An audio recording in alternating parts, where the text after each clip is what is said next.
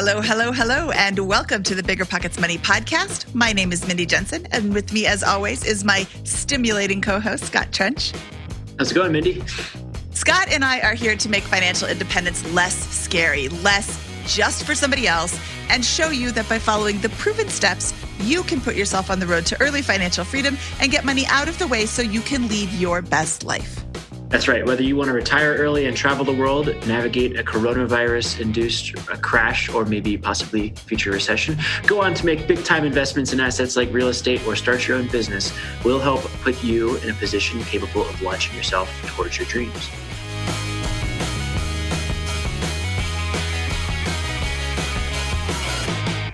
Welcome to the BiggerPockets Money Podcast, episode number 118. Just a note, we are recording on Thursday, March 26th in the morning, which is about 4 days before it's released. So any revelations that came out over the weekend happened after we finished recording. A quick note, Natalie Colity and I are going to discuss the stimulus plan and the CARES Act that was approved by the Senate last night and is going to the House, presumably will be approved by the House and then signed into law by the president. But again, I'm just talking about future stuff. We're going to be doing a Facebook Live on Saturday. So if you catch it, that's awesome. And if you did not catch it because it's Monday and you didn't know about it, you can find a link to the replay in the show notes for today's episode, which can be found at biggerpockets.com/moneyshow118. Today, we are speaking with Kyle Mast, who is a certified financial planner. And you probably remember him from episode 41, where he shared some pretty phenomenal tips on how to choose a financial planner, and episode 84, where he discussed how to handle your investments as you're nearing retirement age. Yeah, in this episode, we chat with Kyle about the questions you guys posed, at least those of you who are in our BiggerPockets Money Facebook group, which you can find by searching BiggerPockets Money in Facebook, and just the questions surrounding this kind of unprecedented situation that we find ourselves in with historic drops, economic uncertainty, and all that kind of good stuff. So we asked your questions, and we put a little spin on some of them to make them more relevant to the broader listener group here. But I hope you enjoy it, and I think he just brought really good advice. So should we bring him in, Mindy? Yes, we should. Kyle Mast, CFP, from episode 41 and episode 84 of the BiggerPockets Money Show podcast. Welcome back to the show today. Thanks for joining us. Thanks for having me back. All right, so let's just jump right into it. Right, we got a question from somebody here, and they're asking, "Hey, I'm 60 years old. I feel like I've done everything right, and I've built up a retirement portfolio and preparing to retire in a couple of years. Right now, I'm 70-30 split stocks and bonds with only my rainy day funds in cash. How should I be reacting to the situation right now?" Well, so for a 60-year-old, did you say when they're planning to retire? Are they planning to retire 65? What's their time frame? They don't really outline that, but I imagine it was 65 here. Okay, so let's assume 65. So 70-30 for an entire portfolio for a 60-year-old is probably on the aggressive side of things. There'd be a couple other things to take into account. Any potential other income sources they might have might allow them to have that aggressive of a portfolio right now. If they have a couple rental properties that are maybe paid off, so they have some cash flow coming in, so they want to be a little more aggressive with their portfolio. If they're in that situation now and that's all that they have, and they still have 5 years, it's really tough to tell someone this, but I wouldn't sell it all and rebalance it all right now. There's a lot of variables here. I'm trying to brush a broad stroke, but they also have Social Security income that's going to be coming up. And potentially they could start that, as early as 62. I wouldn't recommend that. In most cases, usually I'll recommend to wait till age 70 so you get the highest amount of guaranteed income for life from Social Security. But in a market that we're in right now, if it drops really close right to when you're going to start withdrawing from your retirement account, you're run into that sequence of returns risk where you're pulling out money. The sequence of returns is really bad for when you're beginning to withdraw your money. So that might make you want to begin that Social Security earlier on, have it be a larger portion of your monthly income, allow your portfolio to come back a little bit to be able to start drawing from that in the future. This scenario right now, 5 years from retirement, 70-30 Stocks, ideally, it would be nice to not be in that aggressive of portfolio at this point in time. I'd have it split up between, maybe 4 different buckets. One that's really conservative for like a 5-year time frame to begin that withdrawal, and then one with a 10-year, 15, 20-year. We kind of talked about this in previous episodes. You guys can say the episode numbers to go back to that. I won't go through it again here. But for someone who's in this situation right now, try not to respond too emotionally. These are usually the times when people get either hurt really bad or do really well. And the emotion is what dictates that. So if someone pulls out at the bottom, people did this in the Great Recession, you may miss out on significant gains down the road. Even if you have to wait till age 67 or 70 to start drawing from your stock portfolio and your bond portfolio a little bit more, you might be able to weather that as long as you don't sell out right now. I guess is probably the best way to think. Again, this is a broad stroke. There's a lot of other variables that go in here. If it's just you, do you have a family to provide for? How much debt do you have? Do you own your own house? There's a lot of other things here, but in general, try to stay calm. So is it fair to say that the appropriate time to play defense was over the last 3, 4, 5 years and build up that defensive portfolio that's gearing you up towards traditional retirement, and that now, if you weren't playing defense and you were aggressive 70-30, now is a really bad time to build to rebalance to a defensive portfolio? Is that what I'm hearing you say?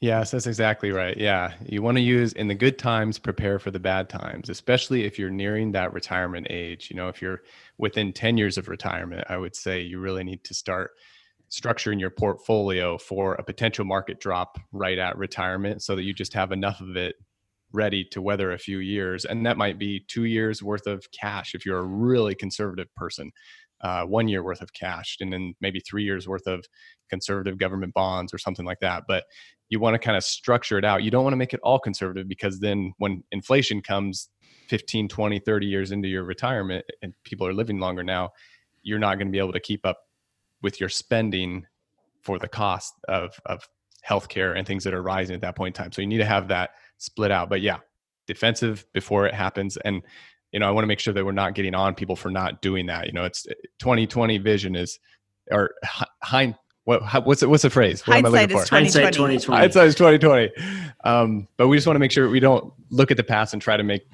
present some solutions for what people can do now. This is where we're at.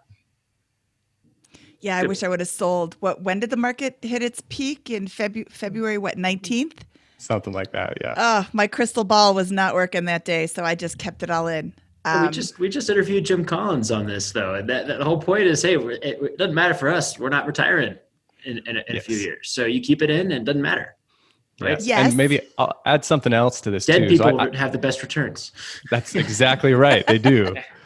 So I have some clients right now that they just this year started their retirement income, and we're postponing their Social Security was the plan. So we're taking some from they have some savings initially, and then we're going to take some from the first most conservative part of their portfolio, which was going to begin this month. It looks like they'll probably be able to make it till July with what they have in their savings, and then continue to postpone Social Security.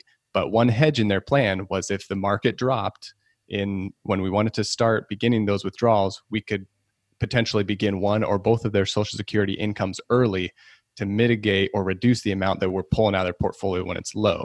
So we haven't decided one way or the other to do that yet. We still have about 3 months to decide on that. And then we could, if it looks like it's still really down and we want to not draw so much from their portfolio, we'll start their Social Security at that point. Ideally, I'd love to have them wait longer, because that is right now, the people that are just living off of Social Security feel pretty good. They're not losing jobs. They're sitting at home. Their check is still coming in. There's not a huge difference other than being isolated from what it was a month ago. So, and to clarify that, once you start taking Social Security, you can't stop taking it, correct? Correct. Yeah. There's a little window where you actually can pay it back and then readjust the age that you take it from. But in general, yes, once you start it, that's kind of it. Okay. And this kind of, that question kind of leads to the next question. What is the best way to protect your net worth in this economy? I have taken a hit to my net worth. I know nobody else has. It's just me. Everybody listening has most likely taken a rather large hit to their net worth. And I don't know what the best way is to protect your net worth in this economy. Don't sell. You did it. That's it. So I listened to a couple of the podcasts you guys did just recently. You're getting some people on, and I like the roundtable one you did especially well on the BiggerPockets, the main real estate podcast. And Scott, you talked a lot about cash reserves. So I would say how to protect your net worth in an economy like this is have cash reserves to weather you 6 months. Depending on your age, you might be willing to be a little bit leaner on that, 3 to 6 months, or if you're closer to retirement, maybe look at a year or 2 years. Don't panic sell, don't get emotional. The nice thing is we have just 10 years ago an example to look back to of a huge market drop and see what happened afterwards. This time is different, but this time is also the same. So every new downswing, there's something different, but there's also a lot that's the same. And we've been here before. Things change. Things are different. This is, a worldwide pandemic is a pretty unique and historic situation. But don't panic sell, hold to the financial plan that you have in place. Love it. What if I'm kind of moving the other direction? What should I be thinking about if I'm 30 or, and I am fairly aggressive, maybe 100% allocated to stocks with a relatively small cash reserve, but a very big saver, right? That's probably a profile of a good amount of our listeners here on the BiggerPockets Money podcast. What should I be thinking about right now if I only have a 2 or 3 month cash cushion and invested entirely in stocks, but have been a good saver throughout this and feel like I'm a reasonable income earner? What's remind me, do you guys know about what your demographics are for listeners, income level, net worth, or anything like that? Yes, most of our listeners are between the ages of 25 and 55. It's kind of skewing towards that younger group. Our listeners typically earn between $50,000 and $200,000 a year in household income. Generally have good credit, interested in money, thinking about investing in real estate as part of their financial journey, but it may not necessarily be the whole part or even a major part. Okay, great. Okay, so taking that kind of into account, I'm going to add something to your younger person that you're describing here. Someone who's fairly interested in education and is fairly capable from a hustle standpoint, work ethic, I'm guessing. So if I was 25, I'm 34. I'll be 35 next week. If I was 25 to 35, in that age frame, I think in a year or 2 or 5, we're going to look back at this time and it's going to be a tremendous buying opportunity for stocks, potentially for real estate, depending on how things shake out in the next couple of months. There might be a buying opportunity in a month or 2. We have no idea, but my guess is historically when something so drastic like this happens, it's a very big opportunity for long-term investors. That's why Warren Buffett does so well during times like this. Like he buys a whole RV manufacturing company at the bottom of the market in 2009, 10. And now it's one of the biggest RV manufacturers in the world. Those are looking for those opportunities. So a young person, if you're still employed, make sure you're getting that employer match. If your income is if it's not real high right now, I would definitely look to investing in Roth accounts, your Roth 401k, your Roth IRA. Down the road, it's looking like those tax-free accounts are going to become more and more valuable as we have pretty large social programs that are underfunded, and taxation or inflation is a way to shore those up over time. So if you have money that grows with inflation in a tax-free capacity or with future taxes potentially going up, if you're doing that in your 20s and 30s, when the market is low, you're eliminating all long-term capital gains taxes. You're eliminating income for later in your career when you're making more. So that I would go there really quick. And then just chime in there real quick. Yes. Yeah. Just personally, I put 100% of my contributions this year into a Roth 401k through my employer, obviously with BiggerPockets. So just to say that I agree with that sentiment largely when I zoom out over the very long term. Ooh, and yes, if people aren't watching, I did a fist pump. That's good. And I'm just raising my hand to ask, what are the contribution limits to a Roth 401k? Roth 401k is $19,500, I believe, this year, and for a Roth IRA, it's $6,000. It's 7,000 if you're over age 50. For a Roth 401k, if you're over 50, you can put another 6,500 in there. So you can actually do 26,000. So you can really sock some money away if you have the income to do it.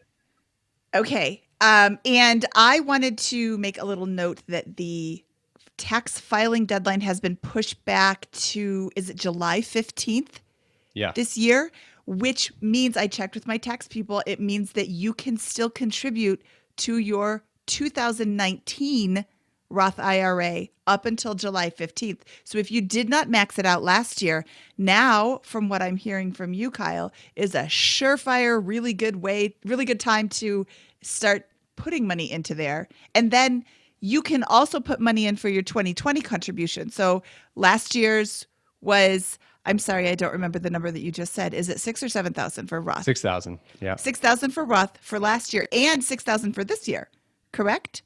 Correct. Yep. So I could put $12,000 in, 6 for 2019 and 6 for 2020 right now if I had not put any in for 2019 so far, and take advantage of this slightly down market.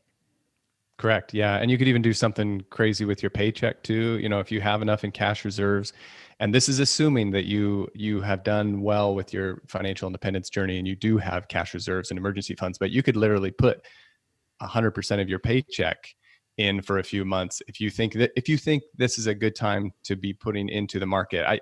That gets into market timing a little bit, and I'd probably caution people against that a little bit and rather spread it out over time. Since the IRA, you have a timeline deadline for the Roth IRA for 2019. Get that in before July 15th for sure, but maybe spread the 401k out over a time frame. But if you felt like you wanted to dump it all in, you could do it pretty quick and live on no paycheck for a couple months, live on your cash reserves, and then replenish it in a couple months. On that point, when I went in a few years ago, I did not contribute to 401ks because I thought it was more valuable to me to house hack, right? And I think that was the right decision for me. I had made much more money on a house hack than I would have, even adjusting for the tax advantages of the 401k in that first year or two. Since then, I've maxed out my 401k, or Roth 401k more specifically. And what I do is at the beginning of every calendar year, I max it out. And I do that. I take a zero paycheck because I have cash reserves. So that's I do not try to time the market. I just do that because it gives my tax advantaged accounts more time in the market. This year, maybe I pay the price. If I had not done that and done it later on, I might have been able to buy more now when it's low, but I can't possibly time the market. So I do exactly what Kyle is suggesting here at the beginning of every year with that, because I think that's the right mathematical long-term approach. Yeah, in general, that is, and you can't time the market. So you can't ever beat yourself up for, well, I should have known that a coronavirus would go nationwide and the stock market would drop by 35%. I should have waited a month and a half. There's no way anyone could know that. So time in the market, like you said, is better than timing the market. If you probably heard that in the financial independence world. Yeah, that's a great quote. Time in the market is better than timing the market. That's tough to hear the difference. We'll definitely tweet that one out. That's a good one.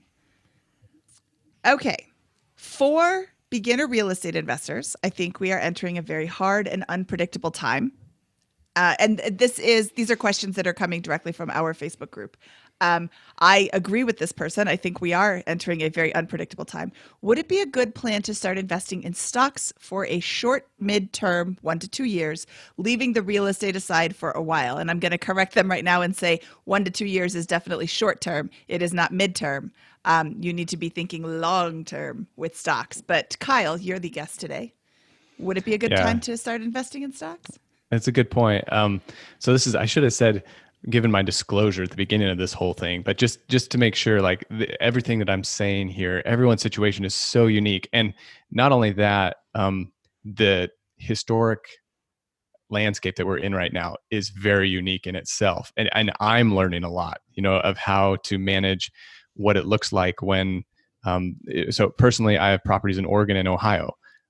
What does it look like when a pandemic affects tenants in both of those states? When potentially you think you're diversifying and you have rent that might not come in both those states. So taking that from the backdrop, this situation, a beginner real estate investor, and you guys touched on this a little bit in the Bigger Pockets real estate podcast, so I don't want to reiterate it too much, but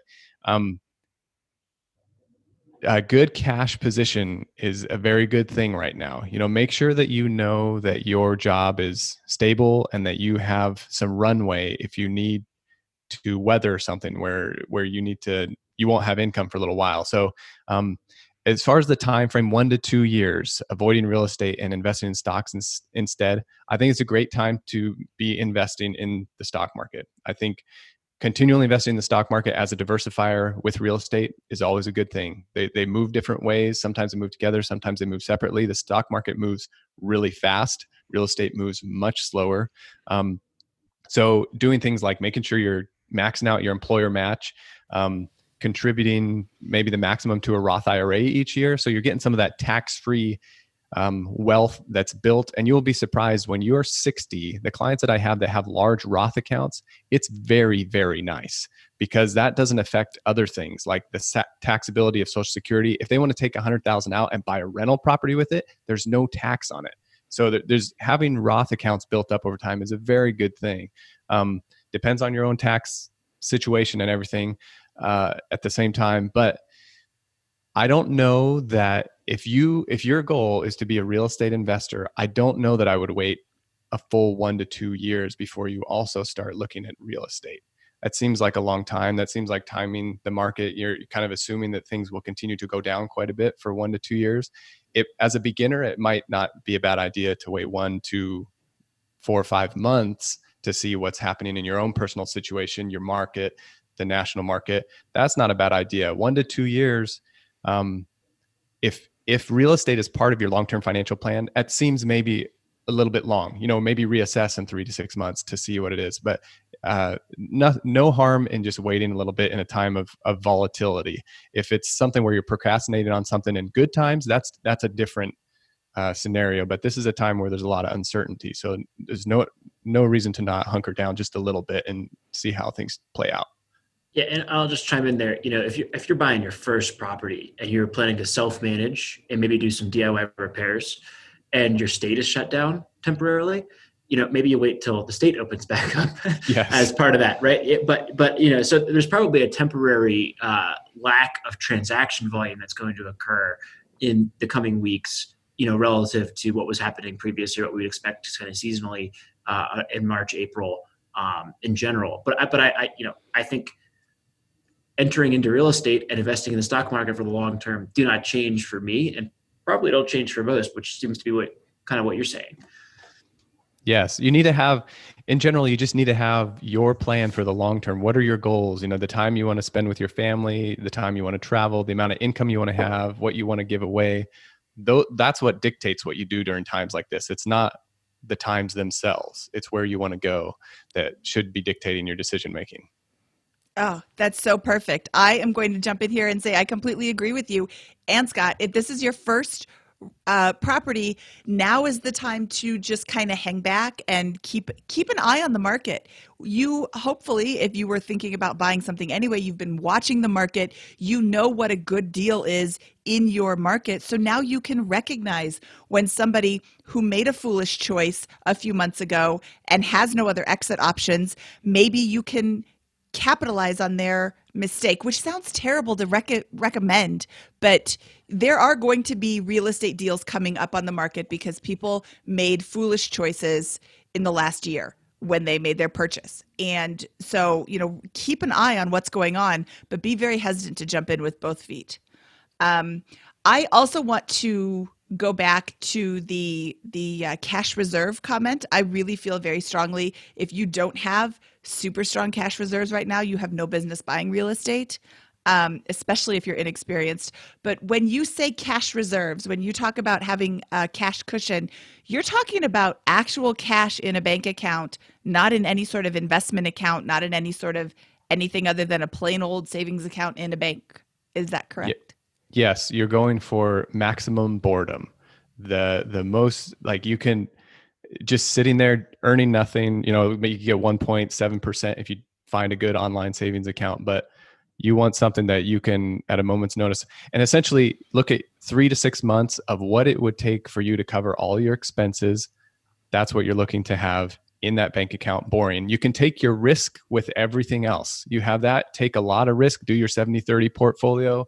If that's good for your situation, look to do your real estate, but have that as the buffer, because you will sleep so much better at night taking risk for higher return with the other funds if you know that you have this buffer to weather the storm of, and if you own real estate, to weather the storm of tenants not paying rent for 2 or 3 months. Do you have that? Needs to be a part of your reserves. I'm not just talking about personal living expenses. I'm talking about expenses for your life in general to be able to weather it. Yes, good. Thank you for clarifying that, because I do get that question frequently. So where should I put my cash reserves? That goes into a savings account that pays you 0.001% interest, whatever. You need that in a place that you can easily access it. Well, moving on to another question here. We're getting questions. Well, this one's framed. What are your thoughts on the 4% rule, particularly in light of inflation coming our way?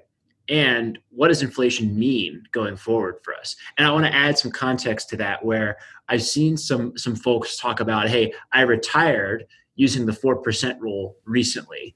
Am I now unretired? Or does the 4% rule take into account a market drop like this, and I'm able to weather the storm going with that? Yeah. Well, the 4% rule, so there's been a lot of research, even from the original research that was done on the 4% rule. People have added to it and redone it over time. But essentially, just to recap, the 4% rule is saying that you can have a portfolio and you can essentially withdraw 4% of that for your retirement life, which in a lot of the studies was 30 years, but a lot of studies show that you could actually last longer than that. It's a pretty solid foundation to be able to invest it in a long-term index fund and be able to just take out 4% a year. That does take into account things like these market downturns. The downside is that when that happens right at the beginning of your 4% withdrawal rate retirement, it brings that probability down of you lasting till the end. So say if there's another thing like this, or maybe 2 more within your retirement timeframe, you may spend down faster or spend down to nothing. Most of the scenarios that they run with the 4% rule end up with you having, say you started with $2 million, they end up with you having $6 or $7 million at the end because you didn't spend enough. Most of them end up that way. Very few end up where you really spend it down. So there's a couple of things with that. So with my own clients, we usually stick to a similar rule. I usually go a little bit lower, just because most clients, I set up the spending for around the 3% mark, because invariably people will find something else during the year to spend 1% on. So I just kind of set it up different ahead of time, and it turns out to be the 4% rule. But one thing that you can do is, if you are worried about a little bit for this year, go down to 3%. Can you dial back your spending for 1 year, or to 3.5%? The less you take out in a down year, it always increases the probability of that scenario. So there's some things that you can do with that. And do you guys want me to move on to the inflation piece of that? There's a question there about the inflation. I'll kind of unpack that if we want to. Well, I just want to chime in on the 4% rule, because I'm seeing hysteria around this in the FIRE community, and people posting about how I am no longer FI or whatever. I mean, what I think people need to understand is the 4% rule takes into account the exact set of circumstances you're doing this. If you weren't planning on a big crash, you could retire at a 5% or 6% return rate, right? And so the 4% rule is a very, very, very conservative number. And that does not assume, that assumes that all of your wealth is just in that bucket, right? So it assumes you have no cash, no emergency reserve, no alternative streams of income. It does not assume Social Security income downstream. It does not assume rental properties. It does not assume that you adjust your spending or react to reality in any way, like a lockdown where you have less chance to even spend money, right? It assumes you never earn money again. So these are all this thing about the FIRE movement coming to an end is humorous to me in a lot of ways, because it shows that a lack of understanding around the whole premise around which the 4% rule is constructed. Now, one more thing while I'm on my soapbox here. The another component of this is, in spite of that math, almost no one, I polled the FI community a few months back, almost no one, 95% of people who consider themselves FI, rely on additional income streams, cash positions, real estate, in addition to a portfolio in equities and bonds that is capable of sustaining the 4% rule. So in spite of the overwhelming math that people that supports that the 4% rule will last you through a situation like this, everyone is even more conservative than that who actually goes on to retire, with a very, very small minority. So these are just some points to consider, guys, before you start thinking that the 4% rule is bogus, and that the foundational component of what we're talking about doesn't actually work. Well, and I want to jump in before Kyle answers the inflation part of this to say I did not believe the 4% rule. So I went and I read William Bengen's study, and he wrote it. I want to say he wrote it for Life magazine. I'll find it and I'll link to it in the show notes. But it is a fascinating study. He went through and he tells you in detail all the things he did, all the things he took into account. He runs the same scenario at 5%, at 6%, and he shows you, oh, you only have a 78% chance of success with this. With the 4% rule, you have a 96% chance of coming to the end of 30 years with money. And like Kyle said, in many cases, you have more money after 30 years than when you started. But he also runs it at 3% and 3.5%. And I want to say, and it's been a few years since I read this, but I want to say at 3.5%, you have a 100% chance of having money at the end of 30 years. So basically he's saying if you do like Kyle does and go for 3%, 3.5%, you're not going to go broke. It doesn't matter what the market is doing. The market always recovers. I mean, past performance is not indicative of future gains, but it kind of is. I mean, the market goes up and to the right. And I mentioned in the article or the episode with Jim Collins that historic chart, I'll link to that again in the show notes. That's pretty powerful to see as you're going through 105 years of stock market returns. There's 30 down years. So there's one down year for every 3 up years. To see that, that's not a lie. It's on the internet. Well, to piggyback on that too, is that study and studies that have followed, he did it in rolling time frames. So different time frames included like the Great Depression, the crash in the 80s, hyperinflation, taking people off the gold standard, a lot of these things that really 9/11, a lot of these things that just impacted the market in such huge ways. And like you said, bringing the withdrawal rate down a little bit, it may bring it up to 100% probability. I'll maybe play devil's advocate here a little bit. Someone would say, well, this time is different. You might be right, but no one's ever been right that way before in the past. So I'm going to go with what history has shown us. That's the only thing we can do is basically where we're going. But so if someone chooses to say, well, we need to dial it way down, do a lot more, that's a personal choice, and that's completely fine. And then to comment on the FIRE movement, Scott, I think this will be a trial by fire for the FIRE movement. I think it's really, really good. For one thing, the people that have saved up a substantial amount to actually consider the 4% rule for an early retirement, those people are very motivated, high work ethic, smart people that no matter what happens, they're going to figure out a way to make it work. So that part of the FIRE movement is going to survive in one way or the other, whether it's called FIRE or just very successful people.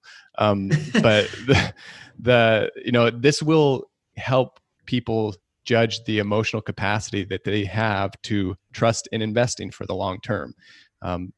So just a couple comments there, and then I'll move on to the inflation piece with the 4% rule. It's pretty quick and easy. It's not very hard.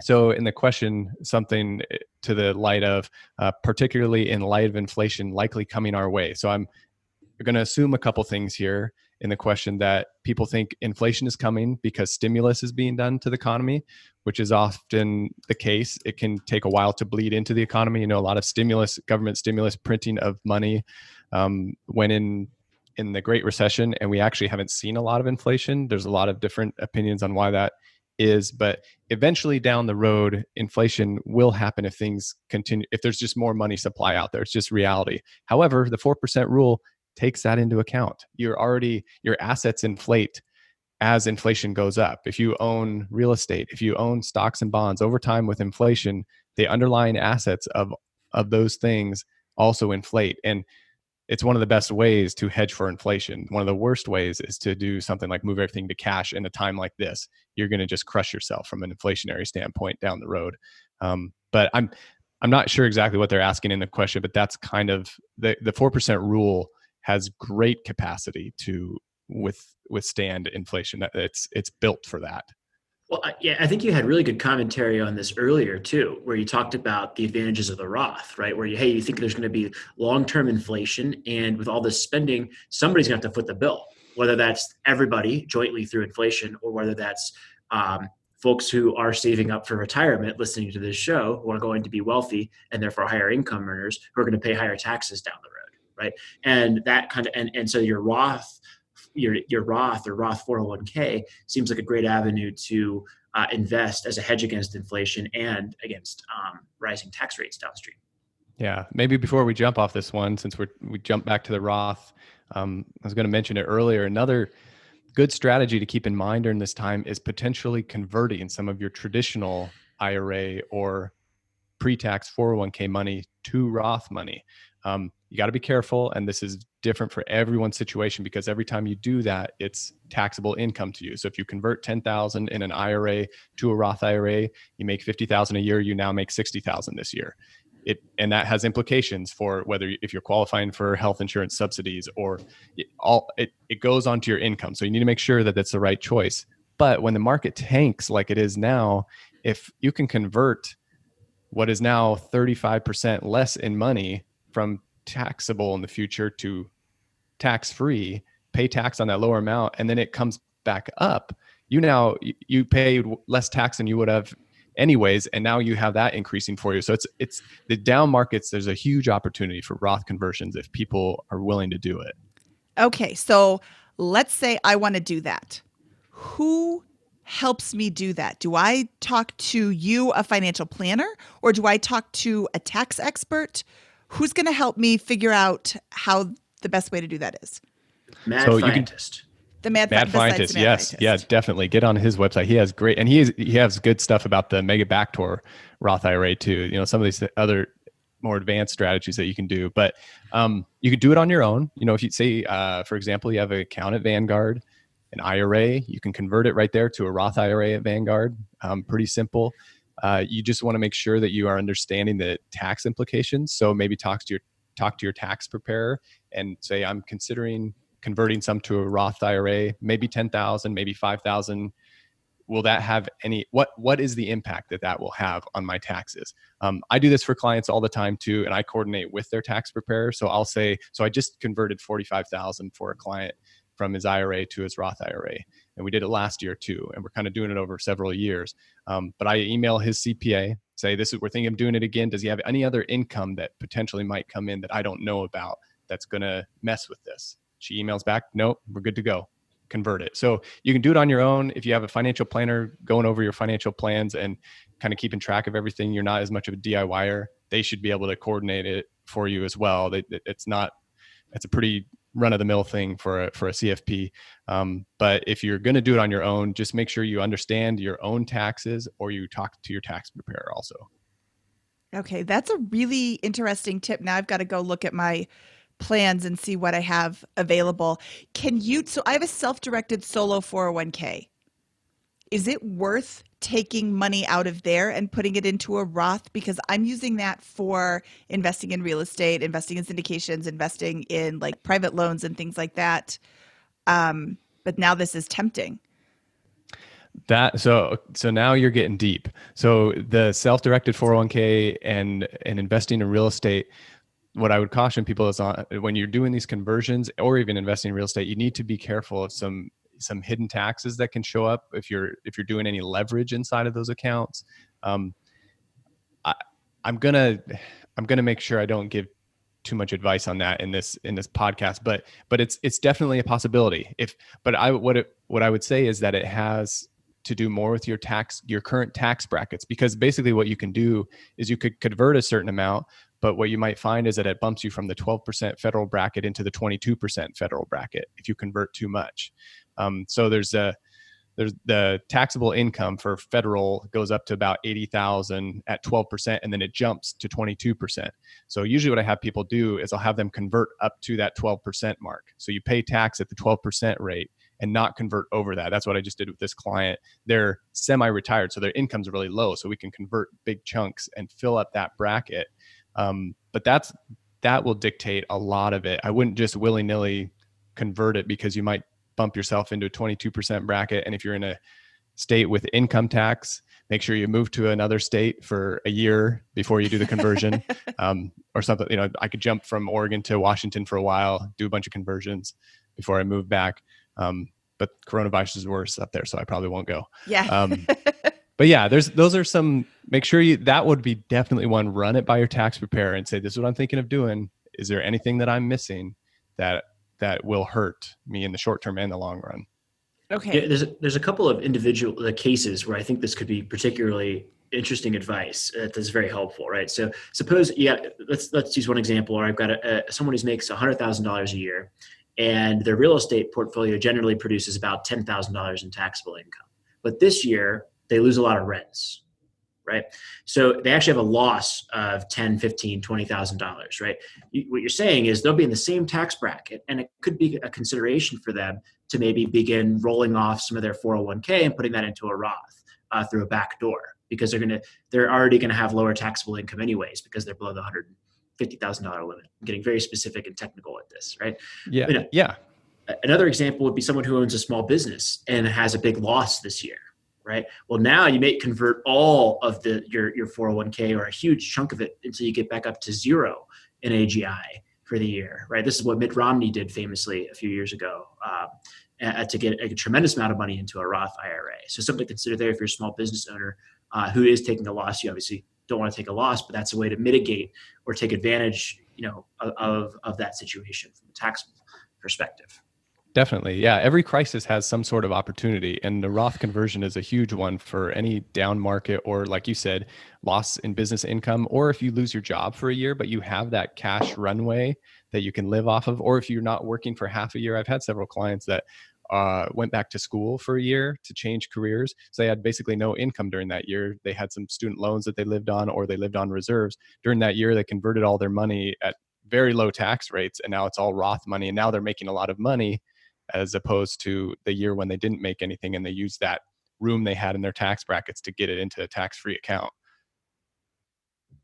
But all right, let's move on to another question here, which I think we're going to have the answer to from this discussion already. But let's bring this one up specifically. What are some thoughts on withdrawing Roth IRA contributions at this point, the removal of maybe my principal invested, for a down payment on a rental property, especially if I have a great work retirement plan? It's not a bad idea. So I'm going to switch gears a little bit of putting all this money into tax-free stuff. It depends on your personal situation. So say you've been doing a lot into your Roth accounts, and you have a decent amount in there, and you want to diversify. You don't have a real estate property yet. You don't have much of a down payment other than your cash reserves. You can always, with Roth, you can always take out the contributions that you've put in. If you want to use it as a diversifier, I'm not against it. What I would say is you need to know that you want to be a real estate investor. It's a lot different than investing in the market where you just put it in and you let it go. You need to understand how to analyze a property. I mean, what you guys talk about all the time on your podcast. But just from a complete principle standpoint, I would say it's definitely an option. I've had clients do it, and the tax benefits that you get from investing in a real estate property are pretty substantial also. Even though Roth is very valuable. Ideally, I'd prefer that you don't, I guess. Maybe that would be the way to go. But if it means that it'll get you started in real estate and give you some diversification, I think it's okay. Okay. Yeah. I think that you have to really have an eye on what you like you said, the market conditions in real estate. I would hate to lose the tax-free growth advantages. On the other hand, if your real estate is just going to kill it because you found some smoking hot deal, I still remember two specific deals that I didn't have enough cash for during the last downturn that would have made me a lot of money if I would have just had some extra cash lying around. So, and I hadn't been funding my Roth for a while. It just depends on what your plans are. You know, if your plans are to build a massive real estate portfolio, or even so, let's say even a small one, five properties. You know, like not something huge, but more than one property, and your plan is to give them to your kids when you pass away, where they get a step up in basis. You know, you're essentially going to be able to give that money to them tax free anyways in many regards. So at least the way the current tax law is, and that could change for real estate or Roth IRAs down the road. But the way it sits now, you kind of can get that also in real estate, but it just depends on what your goals are, or if you continue to 1031 exchange into future properties and do that and have your kids inherit the properties when you pass away. Okay, I think we've sufficiently covered the state of the market right now. Don't sell seems to be the overall commentary from everybody, or use this opportunity to transition into a Roth, do the Roth conversion. What is the next big topic on everybody's mind? That's going to be the stimulus check. The CARES Act was passed. Oh, so we're recording this show on Thursday, March 26th, which is the Thursday before it came out. And the CARES Act was passed through the Senate last night. It is expected to pass the House maybe tomorrow, which is Friday, and be signed into law very quickly afterwards. What is a good use for this stimulus check?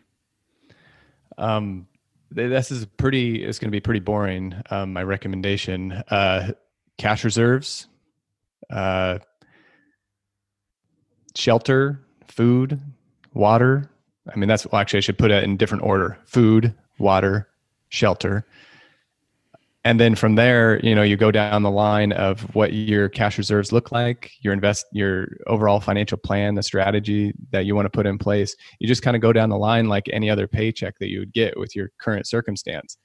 During this time, it wouldn't be bad to have a larger cash reserve if you don't have a very big one. So maybe just putting it as topping off what you already have in savings is not a bad idea at all. There's no reason that you need to go out and do something with it really quickly.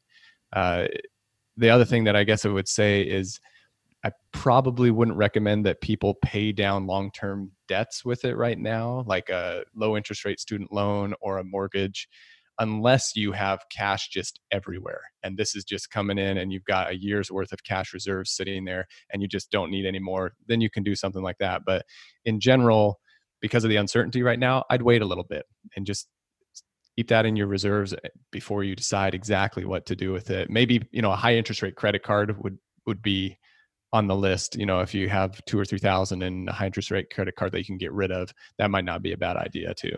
Let me ask you this, because I think the stimulus package is going to come out. It's going to do what it will to the economy, and everyone might get many of the listeners may get a check, unless you make above the income hurdles, right?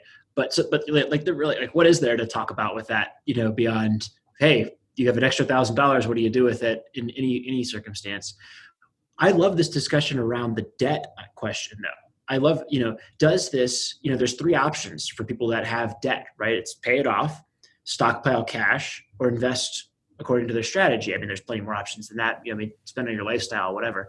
But does the math between those buckets of piling up cash, paying down debt, and investing for the long term change? It sounds like it does for you. How do you walk through that framework, and what is changing from good times to bad?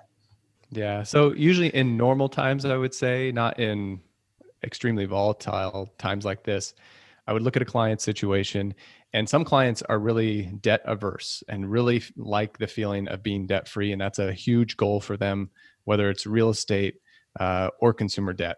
Consumer debt, where the asset is not paying for the debt and then some, that's bad all around. If you can pay that off, you have a depreciating asset like a vehicle, or no asset like just a credit card balance where you're financing a hamburger for 30 years.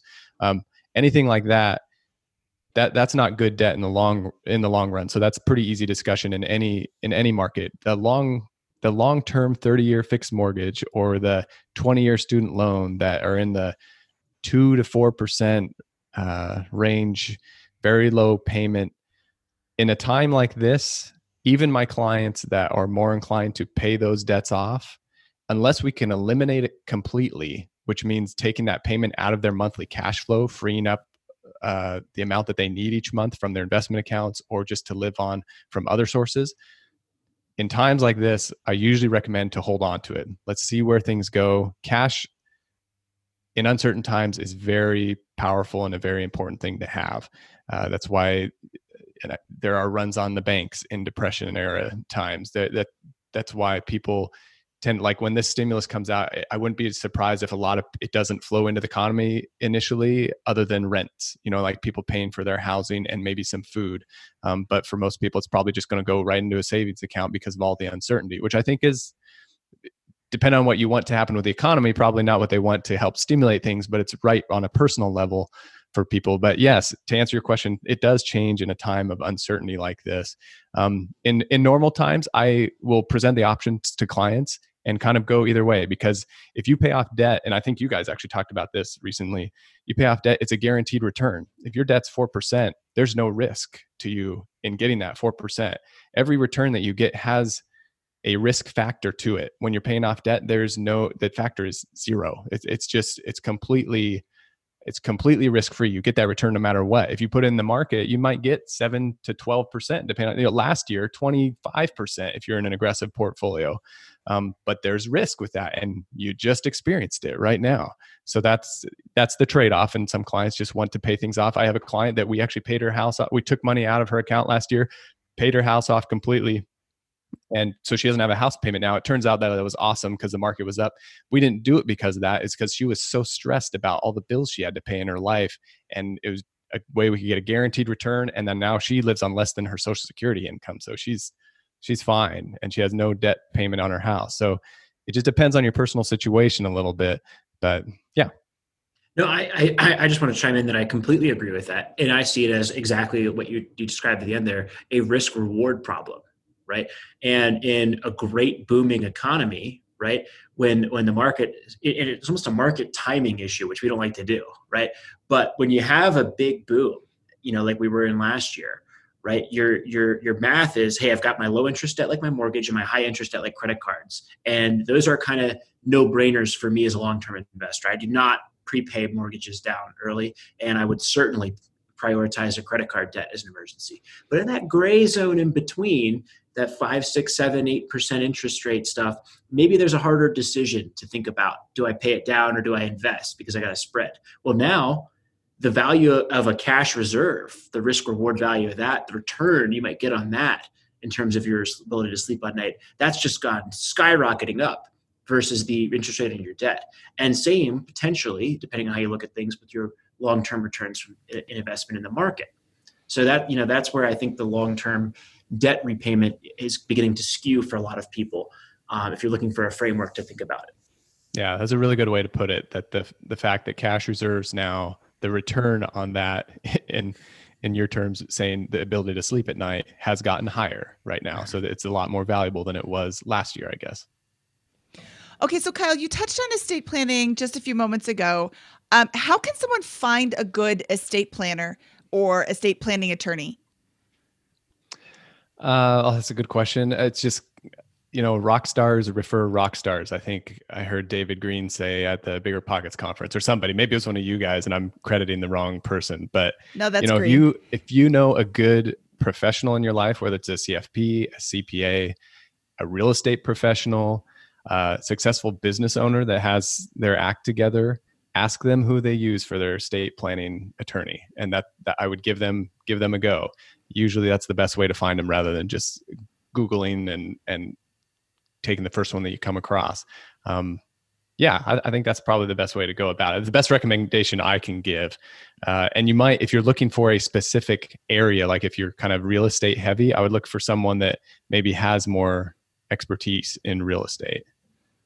Yeah. And I'll just kind of chime in here with the horrible reality of what's going on right now is there will be a lot of untimely deaths potentially going forward. So it's really important, I think, to prioritize this for a lot of people right now and really make sure that those things are lined up, because we've all heard on this show that the pain that is caused after death for folks that don't have this set up appropriately.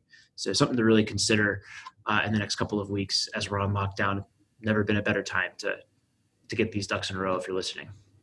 Yeah, I definitely agree with that. Even as simple as just making sure that the beneficiaries on all of your accounts are updated.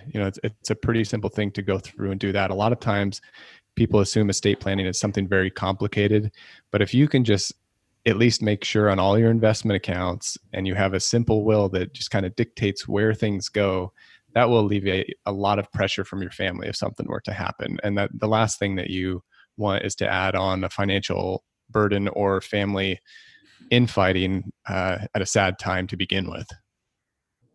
Yeah.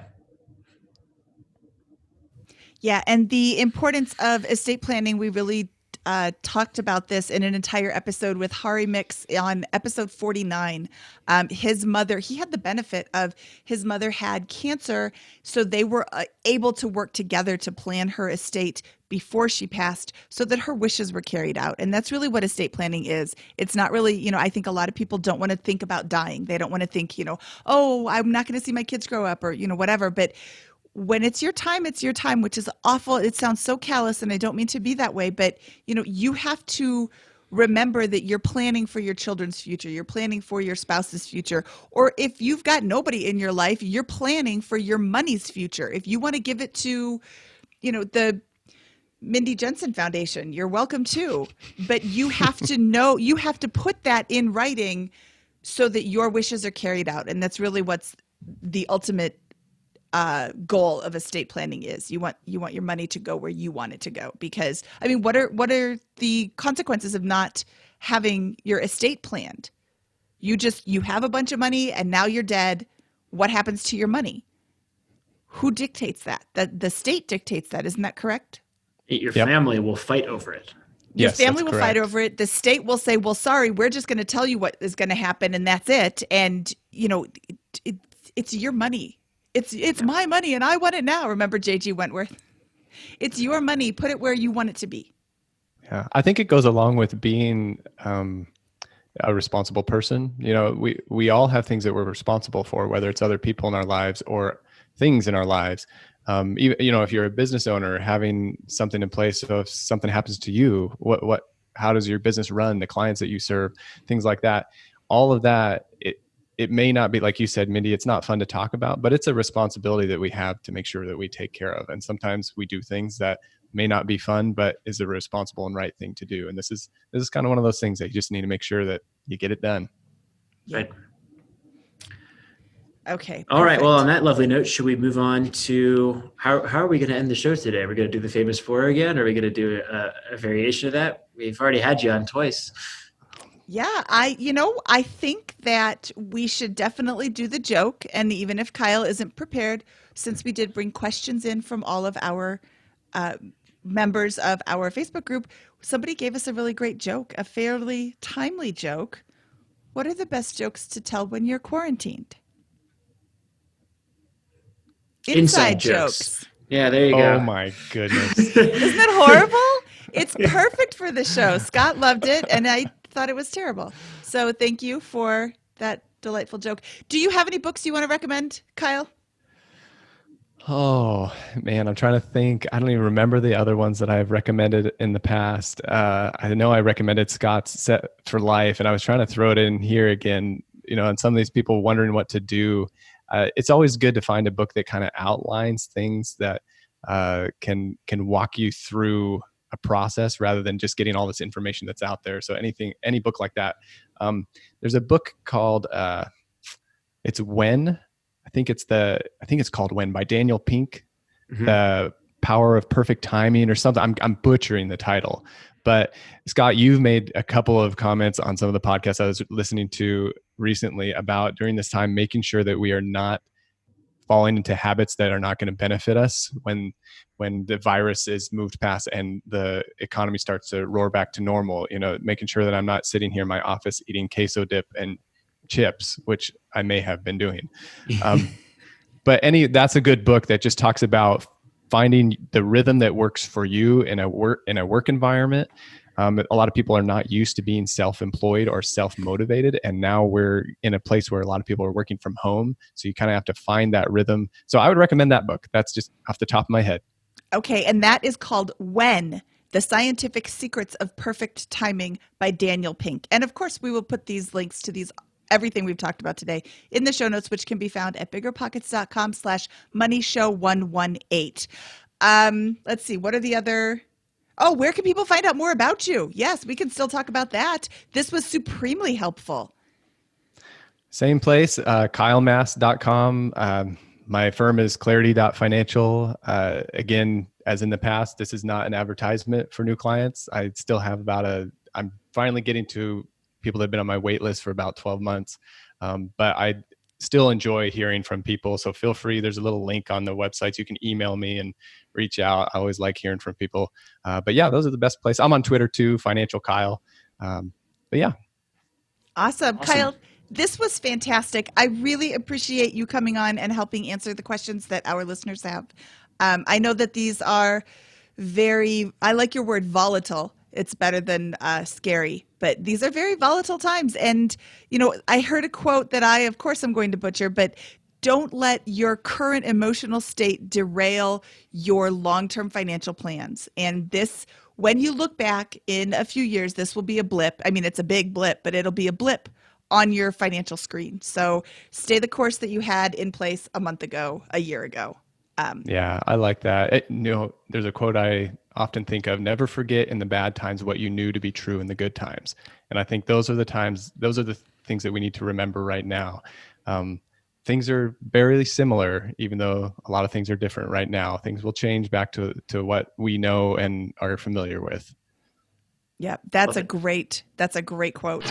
Wow. So Kyle just always brings a reasonable, long-term professional outlook on these things. And it's just such a privilege to have him on the show. Yes, I'm super excited that he reached out. It's just nice to keep hearing the same thing. Stay the course, make smart financial decisions. I really liked his, hey, maybe now is a good time to convert some of your traditional IRA, traditional 401k holdings into Roth IRA holdings. That's a very interesting technique. And I hope that people talk to their tax professionals and their financial planners and see if that's a good choice for them in this time. Absolutely. Yeah. Could not agree more with that. If you haven't done that already, that's a good idea to explore. I obviously have, as I stated earlier, have already done that this year because I think it's a good approach for the long term, regardless of market conditions, but this maybe makes it even more so.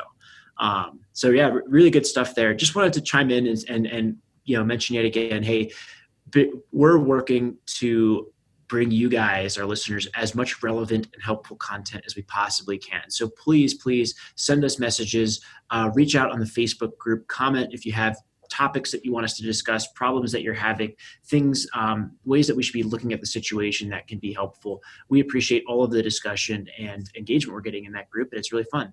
And then secondly, want to just kind of talk about, hey, as a company, BiggerPockets is really trying to react to help make sure that all of our users are in good position from this. So if you are a real estate investor, on our website, we're working with experts to produce really in-depth analysis of what the economic impacts of the situation are likely to be for real estate investors. Jay Scott had a phenomenal post on our blog, if you haven't checked that out. Brandon Turner, one of our hosts of the BiggerPockets Real Estate Podcast, has come out with some really good content on how to manage tenants who are not paying rent. We've got a letter that he's drafted that you're free to use and look at. That's posted to both our YouTube channel and is available on our blog. You can check out the social media, however you choose to consume it. Just know that BiggerPockets is there, and that if you want to join our platform on BiggerPockets with one of our free memberships, you can get access to all that in an easy and convenient way. And like I said, please reach out to us with any feedback that you might have for how to improve the show. Yep. And you can reach us at scott@biggerpockets.com or mindy@biggerpockets.com or through the Facebook group or all over BiggerPockets itself. Okay. Right. From episode 118 of the BiggerPockets Money Podcast, he is Scott Trench. I am Mindy Jensen. We thank you for listening, and we will talk to you next week.